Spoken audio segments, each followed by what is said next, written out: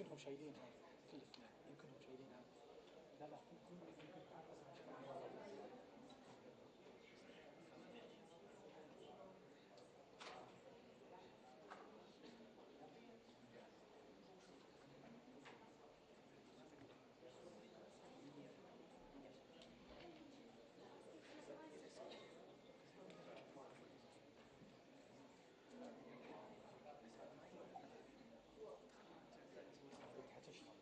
مش اللي يا ريت هو انا الوزير صح؟ السكرتير يا محمد اوكي موجود. تصديق بس مش مشكلة هلا هم جايين يعني.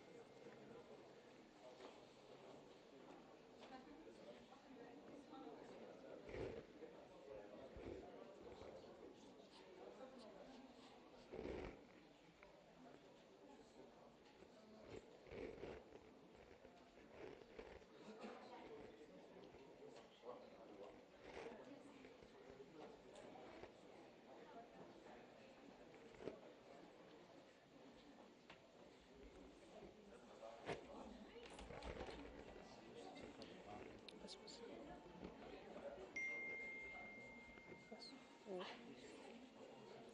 هو طبعا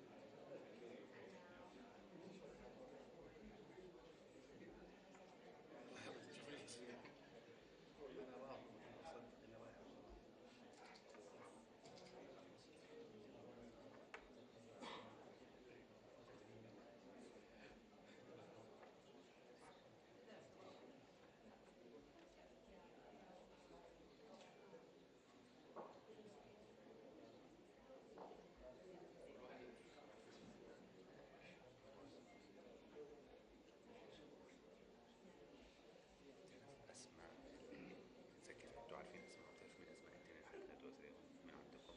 السؤال مروح، احنا عندنا اسمين كونفيرم يكونوا اسم احتياط. هم بس سؤالين كيف يعني؟ احتياط يعني لو انا قلت لها زي ما كانوا ايوه موجود يعني كانوا اوكي. مين هم الكونفيرم اتليست؟ وين الدكتور رامي برا ولا وين؟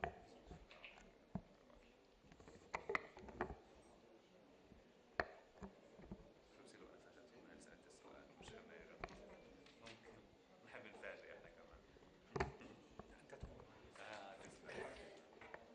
انت تقول تسلم. انا سألني نفس السؤال احنا واحد عباقرة بفكر زي بعض.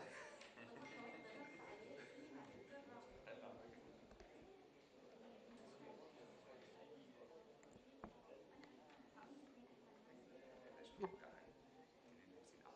ممكن مروة تسأل السؤال أنت وحظك. بس في اورنجي جنبه. الاورنجي هاي مفاجأة. لا الاورنجي خلاص اخذ نصيب. خلص 17 دقيقة.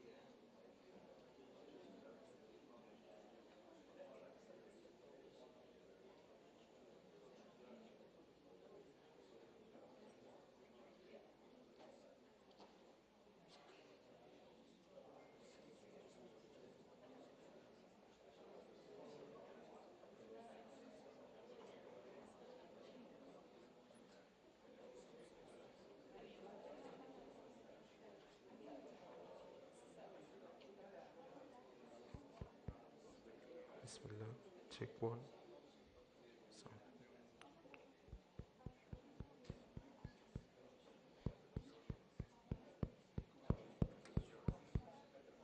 So.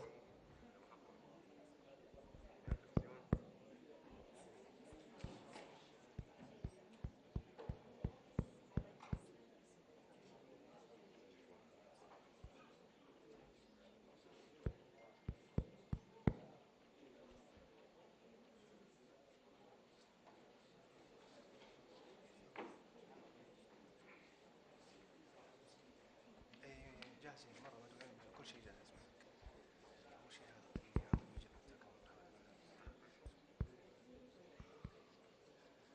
إذا دخل سمو الوزير ولا الآن؟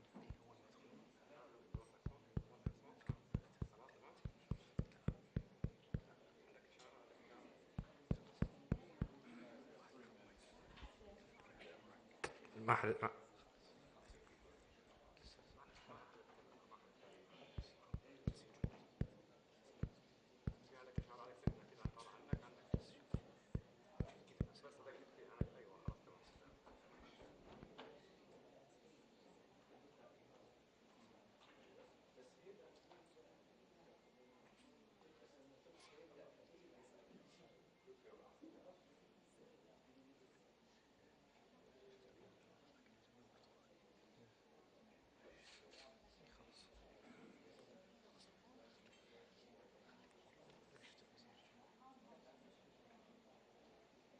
إذا شفتها قبل تعال. مساء الخير جميعا، حياكم الله. بس لو تقفلون كافة الجوالات إذا سمحتم. يلا. Could you please turn your phones off? The press conference is coming.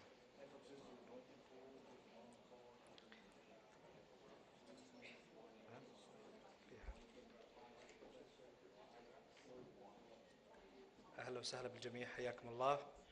والآن سيبدأ المؤتمر الصحفي لسمو وزير الخارجية ومعالي وزير الخارجية الأمريكي أنتوني بلينكن. نعمل إغلاق الهواتف مرة أخرى. Could you please turn your phones off?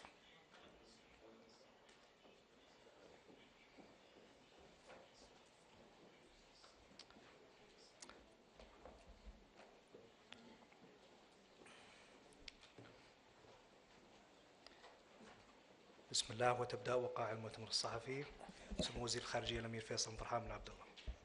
السلام عليكم ورحمة الله وبركاته. في البداية أود أن أرحب بمعالي وزير الخارجية الولايات المتحدة الأمريكية السيد أنتوني بلينكن، وكذلك أعبر عن ترحيبي الكبير بوزراء خارجية ورؤساء وفود الدول الأعضاء والمراقبين الذين حضروا اليوم.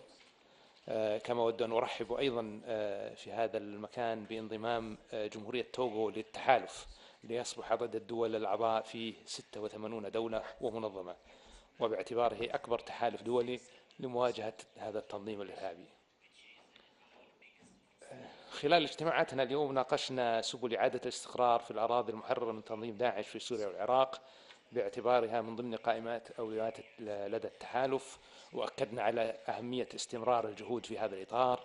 كما أكد المشاركون على التزامهم واستمرارهم في الحد من مصادر تمويل الإرهاب ووسائل نشره والترويج. كما تجدر الإشارة هنا إلى ترأس المملكة لمجموعة مكافحة تمويل داعش وجهودها الكبيرة في إطار تنسيق عمل كافة الدول في التحالف للتصدي لتمويل هذا التنظيم.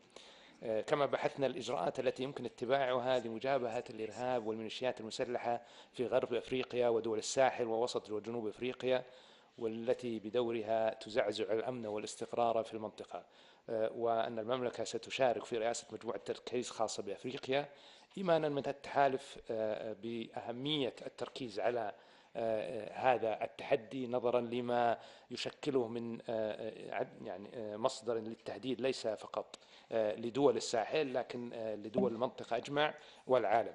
وهنا أود أن حقيقة أثني على هذا التركيز المستجد على التحدي التي تواجهه القارة الأفريقية من الإرهاب، واستشعارنا جميعا في المجتمع الدولي بمسؤوليتنا تجاه التعاون والتنسيق لمجابهة هذا التحدي. كما أود أن أؤكد على أهمية مواجهة التنظيمات الإرهابية في أفغانستان لضمان أن لا تصبح مجددا ملاذا آمنا لهذه التنظيمات. وكذلك مهم أن نؤكد مرة أخرى على ضرورة التزام المجتمع الدولي واطلاعه بأدواره في مواجهة التحديات المشتركة ومن أبرزها الإرهاب، والعمل على توفير البيئة الملائمة لعودة النازحين في سوريا والعراق وإجراء الإصلاحات القضائية لمحاسبة الإرهابيين، وأهمية اطلاع الدول الغنية بمسؤوليتها تجاه عودة مواطنيها من مناطق النزاع وحماية الأجيال القادمة من أضرار هذه الآفة وتبعاتها. والحقيقة من المؤسف أن لا زال هناك عدد من الدول الغنية، الدول المتقدمة، التي ترفض استعادة مواطنيها وترمي بهذا العبء على دول المتأثرة الأكثر تأثرا بالإرهاب. المملكة تقوم بدورها وتستعيد كافة مواطنيها من مواقع الصراع، ونحن مستعدون أن نساعد من يحتاج فيما يتعلق بإعادة التأهيل والانخراط في المجتمع، لكن الدول كافة عليها مسؤولية تحمل ما قام به مواطنوها وأن يستعيدونهم ويرفعون هذا العبء عن الدول المتأثرة.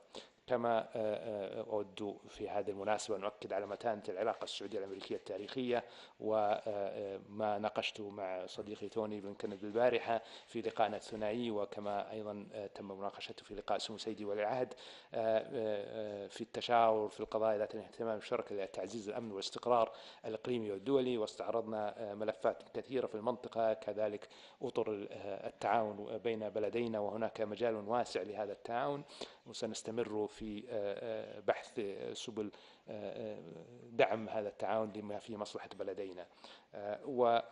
ختاما أود أن نشير أن وهذه نقطة مهمة الحقيقة، أن المشاركون أكدوا على أن التطرف والإرهاب في كافة أشكاله ومظاهره يجب أن لا يرتبط بأي دين أو جنسية أو مجموعة عرقية، وأن لا يكون عذرا لاتخاذ أي إجراءات أو أي تفرقة أو أي عنصرية تجاه أي مجموعة عرقية، وأن لا يكون المسلمون عرضة للمضايقات مجرد لأن بعض الفئات ربما انتهجت نهجا مخالفا، وهذا ينطبق على جميع العرقيات.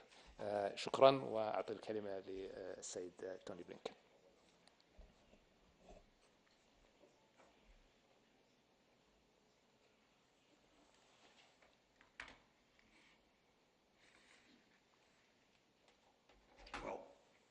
First of all, Foreign Minister Faisal, thank you. Thank you for your hospitality. Thank you for bringing all of our regional and global partners together here in Riyadh. When President Biden traveled to Jeddah last summer, he affirmed the importance of the Middle East to the long-term security and economic interests of the United States. And he made clear that we're committed to continuing and deepening our partnerships in the region. Together, we can drive real progress for all our people, not only to address the challenges or crises of the moment, but to chart an affirmative vision for our shared future.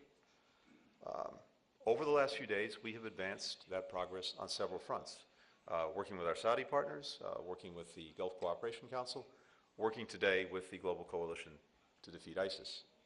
The Foreign Minister and I just finished a productive meeting of the Global Coalition to Counter ISIS. The United States very much appreciates the leadership of Saudi Arabia, not only in hosting this meeting, but for its contributions, constant contributions, and crucial contributions day in, day out to our mission. While our coalition has taken back the territory that ISIS once controlled and inflicted severe losses on its leadership, ISIS nonetheless remains an active threat. The ministerial that we just had focused on several key areas of need. Those include stabilizing areas liberated from ISIS so that the group can't exploit poor security, economic or humanitarian conditions that leave people desperate. And also, as you've heard from the Foreign Minister, repatriating foreign terrorist fighters and their families from Al-Hol and other displaced persons camps. We're also working to keep pace with evolving threats, including ISIS's expanding efforts across sub-Saharan Africa and ISIS Khorasan. Our 86-member coalition leads this ministerial better focused and equipped to continue the mission to eradicate ISIS. The United States and Saudi Arabia, both as bilateral partners and through the GCC, are working closely together to address several other challenges in the region. In Yemen, when President Biden took office, war was raging. The country was experiencing arguably the worst humanitarian crisis in the world. Now, we're working intensively with Saudi Arabia and other partners to further consolidate what has been a 14-month-long truce that we helped to achieve. This was a central issue in my discussions with the Saudi Crown Prince and with the Foreign Minister, and today I had an opportunity as well to meet with Yemen's President al-Alimi to discuss the path forward. Our objectives are a durable ceasefire and an inclusive Yemeni-led process mediated by the UN, one that meets Yemeni's calls for justice, for accountability, for redress for abuses, and ultimately leads to a political resolution of differences in Yemen. Our special envoy, Tim Lenderking, will continue to work with the parties and partners in the region in the days and weeks ahead to resolve issues standing in the way of a lasting peace. The United States and Saudi Arabia, together with the GCC, are also focused on Iran's destabilizing influence in the region, including its support for terrorism and violent militia groups, the seizure of tankers transiting international waters, and nuclear escalation.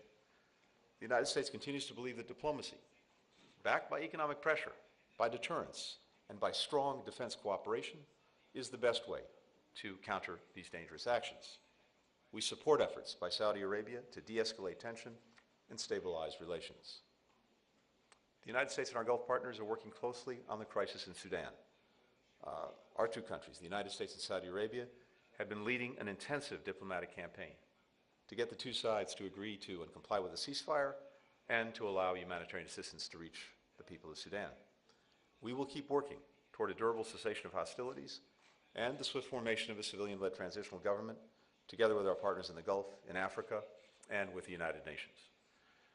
I also discussed with GCC partners increasing our joint efforts to combat illicit synthetic drugs like Captagon, which is having a devastating impact on young people throughout this region, just as fentanyl and other synthetic opioids are doing the same in the United States. This partnership will be an important part of our diplomacy to strengthen global cooperation on the growing challenge posed by illicit synthetic drugs. Alongside my GCC and de-ISIS engagements, I also met with the Ethiopian Deputy Prime Minister Mekonnen to review the ongoing implementation of the November 2 cessation of hostilities agreement. That agreement ended the horrific crisis in Tigray. For peace to endure, the parties must acknowledge the atrocities committed and pursue accountability, together with reconciliation. The United States will continue to partner with Ethiopia as it builds a credible transitional justice process to break the cycle of ethnic and political violence that has gripped Ethiopia and prevented it from reaching its potential for far too long. The U.S. partnership with Saudi Arabia and the Gulf extends far beyond addressing challenges and crises in the region. It is critical to expanding opportunity and driving progress for our people and for people around the world. Through the Partnership for Global Infrastructure and Investment, the United States and Saudi Arabia are working together to deliver quality, sustainable infrastructure to benefit people in low and middle income countries. We're expanding digital connectivity, including by using new mobile telecommunication technology like open, cloud-based radio access networks that are both secure and affordable. We're combating the climate crisis and accelerating the region's clean energy transition through our bilateral partnership framework for advancing clean energy that we signed last summer and that can unlock new solar, green hydrogen, and other renewable energy investments. A key part of our strategy to advance a more prosperous, stable, and secure region is regional integration and de-escalation. The Gulf is more connected than ever, both as a region and with countries in the broader Middle East, including Israel. The United States will continue to play an integral role in deepening and expanding normalization.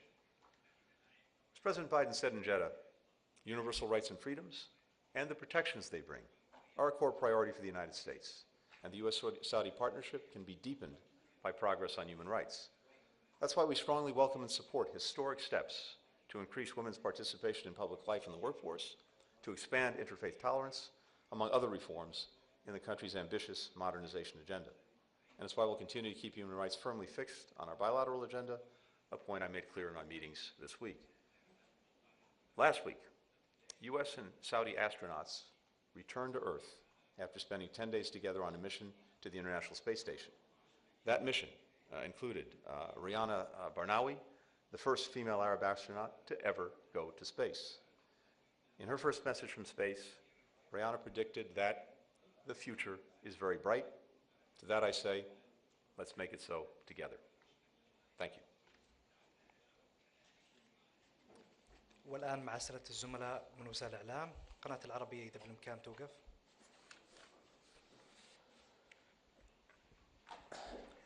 سمو وزير الخارجية السعودي الأمير فيصل بن فرحان، هل التهديدات اليوم التي يشكلها تنظيم داعش في بعض دول أفريقيا هو ما دفع الإعلام بانضمام السعودية لرئاسة مجموعة التركيز المعنية بالشأن الأفريقي لمواجهة التنظيم؟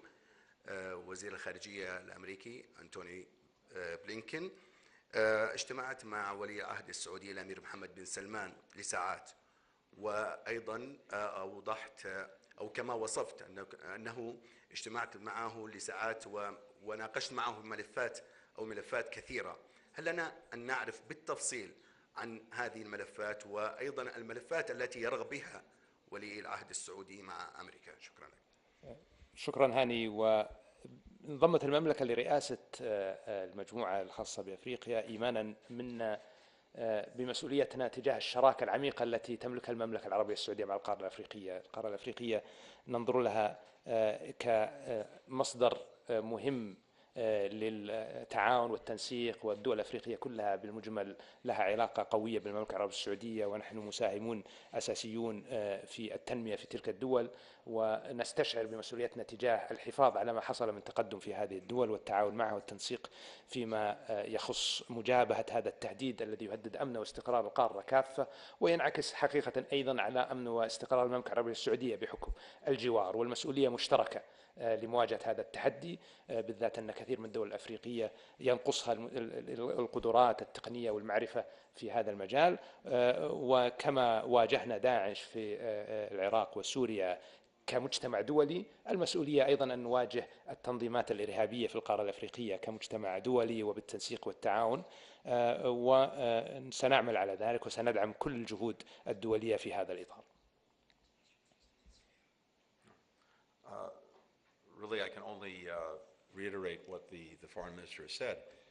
And again, just as a reminder, this coalition that is now 86 countries and organizations strong, by our count, the largest coalition in the world, has had remarkable success since 2014 in taking back the territory that Daesh had seized in Iraq and Syria, in eliminating its senior leadership, and in minimizing the threat.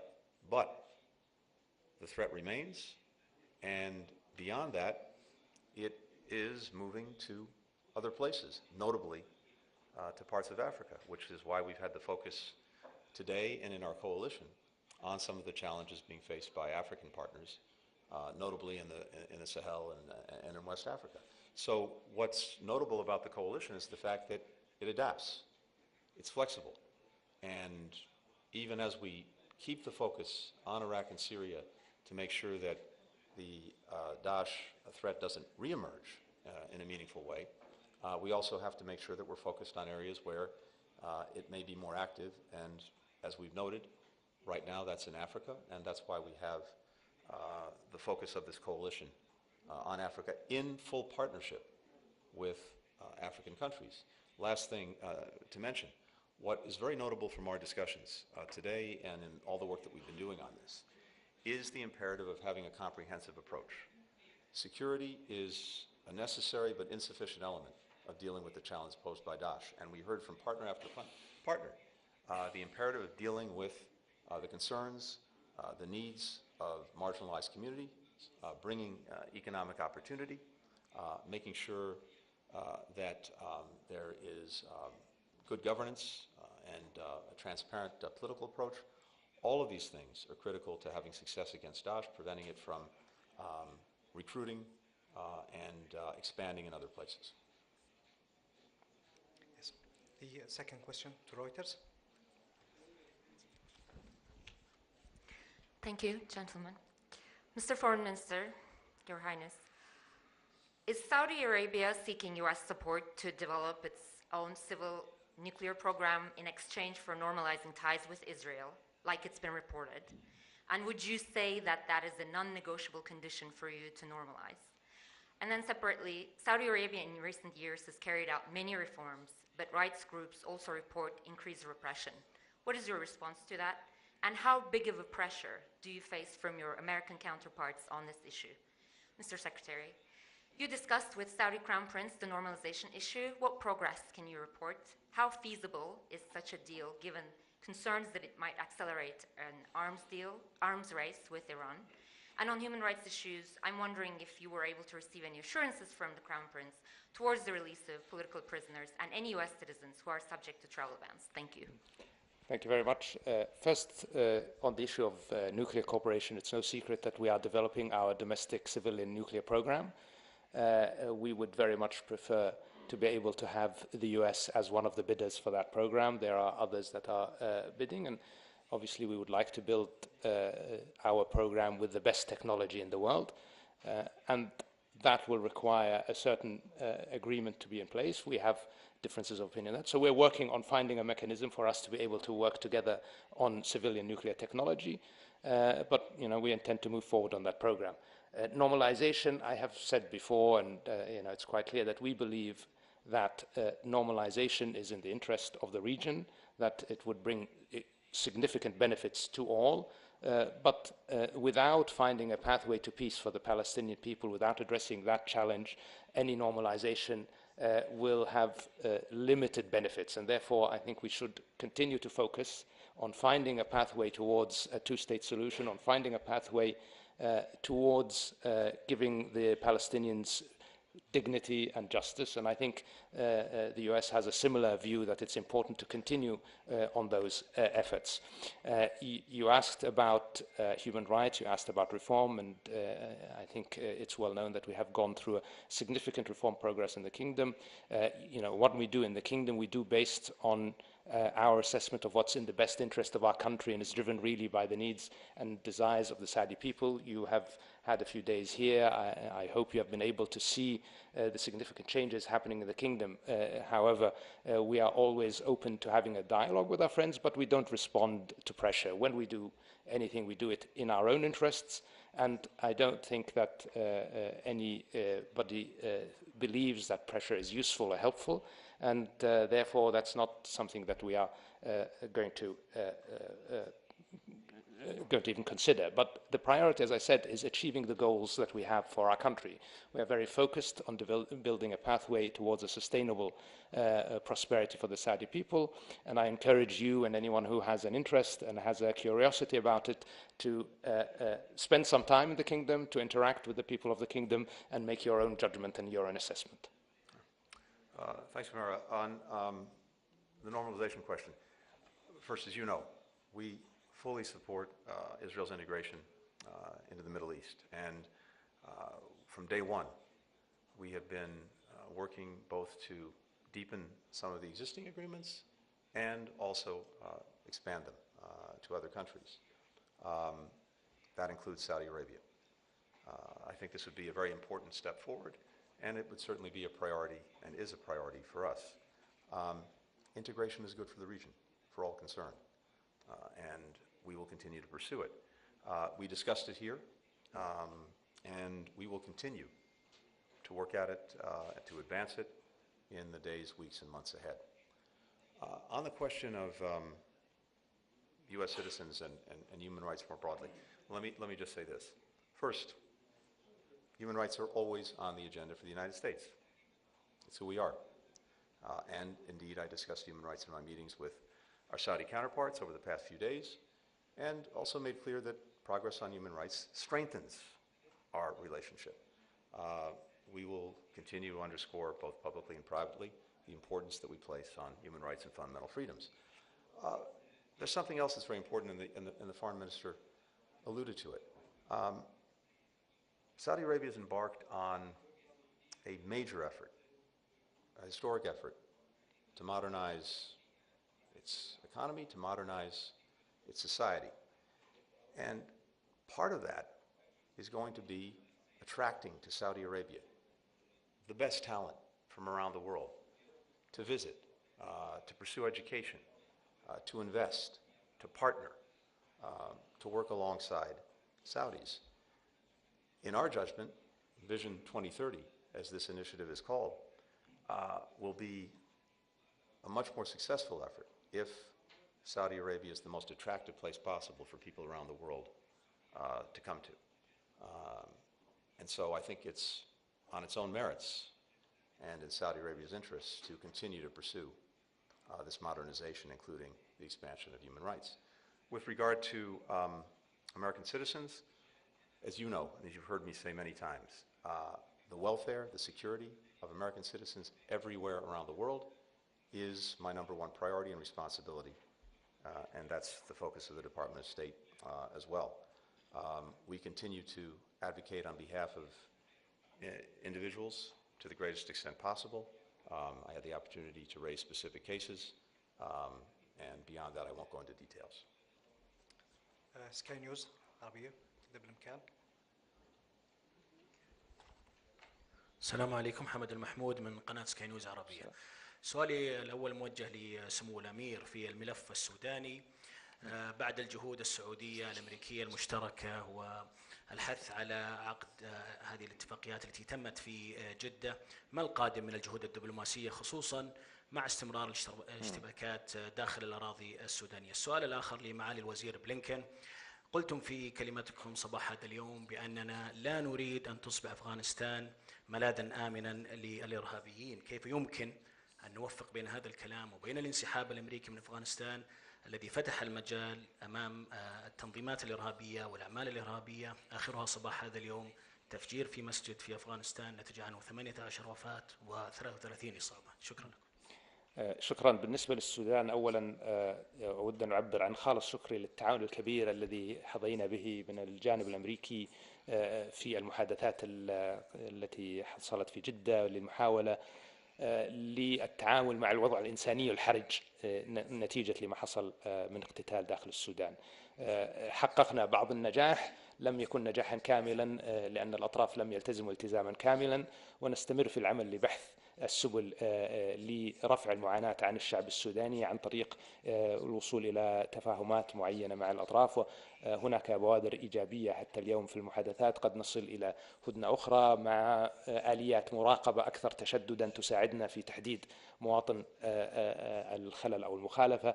إن حصل ذلك وإن التزم الأطراف سيكون ذلك بصيص أمل جديد لإخواننا في السودان. وهنا أوجه كلامي مرة أخرى إلى الأشقاء في السودان كافة أن الدم السوداني غالي، وأن لا بد أن نعمل جميعا على معالجة هذه الأزمة بالحوار بعيدا عن السلاح، لأن السلاح لا يحل شيء ولن يفضي إلى نتيجة سواء مزيد من الدمار ومزيد من الأبرياء يسقطون. فنتجه إلى الحوار، نتجه إلى معالجة الأمور من خلاله، ونمتنع عن تعريض المدنيين إلى الخطر باستمرار هذا القتال، بذات أنه اقتتال في المناطق المدنية. وأنا واثق أن الإخوة في السودان سيتحملون مسؤولياتهم وسيقومون بما يجب لتجنيب المواطن السوداني مزيد من الدمار والخراب. ومرة أخرى سنعمل مع أصدقائنا في أمريكا وكافة شركائنا في المنطقة وآخرون للدفع في هذا الاتجاه.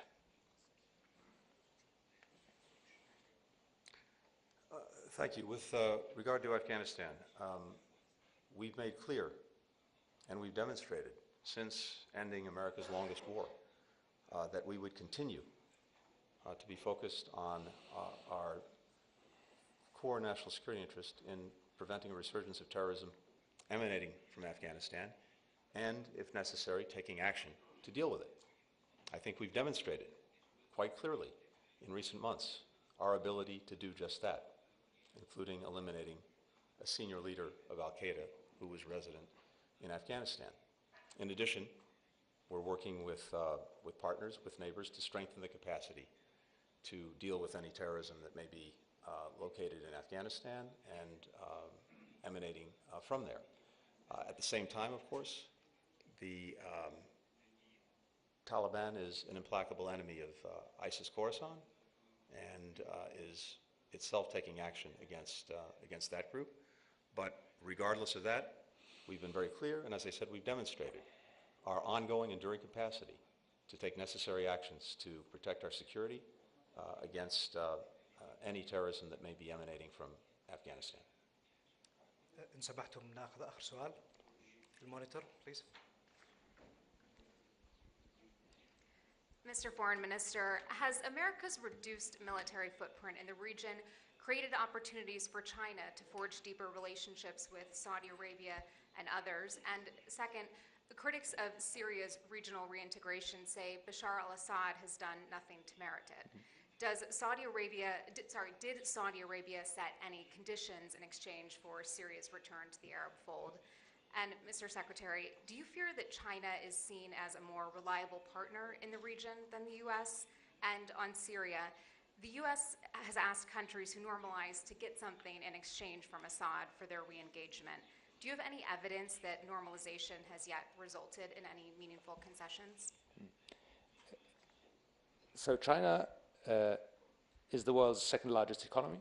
China is our largest trading partner, so naturally there is a lot of interaction and intersection with China. China is an important partner for the kingdom and most countries in the region, and I think that partnership has given us and China significant benefits, and that cooperation is likely to grow just because of China's economic impact in the region and beyond is likely to grow as its economy continues to grow. But we still have a robust security partnership with the US. That security partnership is refreshed on an almost daily basis. We have military exercises that are almost constantly going on, so we have cooperation, intelligence sharing, etc. As we see in the effort in Sudan, as we see in what we're doing together in Yemen, the partnership with the US remains robust and strong, especially in those areas. So I don't ascribe to this zero-sum game. I think we are all capable of having multiple partnerships and multiple engagements, and the US does the same in many instances. So I'm not caught up in this really negative view of this. I think we can, and we can actually build a partnership that crosses these borders. I think I've heard statements also from the US about a desire to find pathways to better cooperation, even with China. So I think we can only encourage that because we see the future in cooperation, we see the future in collaboration, and that means between everybody. On Syria, it's very important that we understand the context. The context is that the status quo was not working and was generating an ever-increasing burden on countries of the region and on the people of Syria. Regardless of what one thinks about Bashar al-Assad, the only pathway to resolving the humanitarian challenges that we face in the aftermath of the Syrian crisis is to find a pathway to addressing the main issues, and from our perspective, the humanitarian are the main concern. How do we ensure that there is a safe pathway for refugees to return? How do we ensure that there is some political reconciliation? How do we address the issue of drugs? All of these things require a dialogue with Damascus. And you will have seen the statement issued after our meeting in Amman, which we held before the return to the Arab League, in which Syria made very clear commitments on all of those fronts to work with us to address them in a way that meets the expectations, not just of us in the region, but of the international community. And we are now going to pursue those commitments made by Damascus. In the end, we have to think about the humanitarian issue. We have to think about the people of Syria and how do we alleviate the situation that they're living in. And we believe that this is the best pathway forward. The other efforts that had been ongoing had shown no progress for many years and only increased the difficulty of the situation. I mean, if you look at Lebanon, which is already in a very, very difficult economic situation, they cannot carry this burden of 2 million Syrian refugees for much longer. And in order to avoid a situation where they are at risk, we need to find a way for them to return safely. So we believe that this path can deliver results where others have not. and we will work very closely with the US and others to ensure that that is within the expectations of the international community, including in line with the United Nations Security Council resolutions that are relevant to the situation. So with regard to China, I would give almost the identical answer to the foreign minister. First, our engagement in the region, our partnerships in the region, our work in the region is not about any other country. It's about these partnerships and the benefits that we can bring by working together, benefits we can bring to our people, benefits in many cases that we can bring to people around the world. And I described some of those earlier. At the same time, and more specifically with regard to China, we've also been very clear. We're not asking anyone to choose between the United States and China. We're simply trying to demonstrate the benefits of our partnership and the affirmative agenda that we bring in what we're trying to do. In everything that I've heard over the last 2.5 years and over the last 3 days from partners throughout the region, again, many of whom were here in Riyadh, the United States remains the #1 partner of choice for, I think, most countries in the region. With regard to Syria, again, no secret that we did not think that Syria merited readmission to the Arab League, but at the same time, we also see that we have the same goals when it comes to what we're trying to achieve. Now, our position has been very clear. We're not going to be in the business of normalizing relations with Assad, with that regime. It has not earned that step toward recognition, toward acceptance. But because the goals are very much the same, I think moving forward, and as the foreign minister described, we'll see if we can achieve some progress. We all want to reach a solution in Syria that's consistent with the key United Nations Security Council Resolution 2254. We want to expand humanitarian access for the people of Syria. We want to ensure, of course, that ISIS can't reemerge. We want safe conditions for the eventual return of refugees. We want to counter Captagon trafficking, which is doing so much damage in the region. We want to reduce Iranian influence. So what we've heard, and what you just heard again from the foreign minister, is the intent of our partners to use direct engagement with the Assad regime to further demand progress in these areas and other areas over the coming months. Now, I have to admit we are skeptical of Assad's willingness to take the necessary steps, but we're aligned with our partners here on what those steps are and on the ultimate objectives. Thank you very much. Thank you very much. وهنا نختتم وقائع المؤتمر الصحفي. نشكركم أصحاب السمو المعالي. شكرا. Thank you. والشكر لكم جميعا. Thank you so much for joining us here in Riyadh.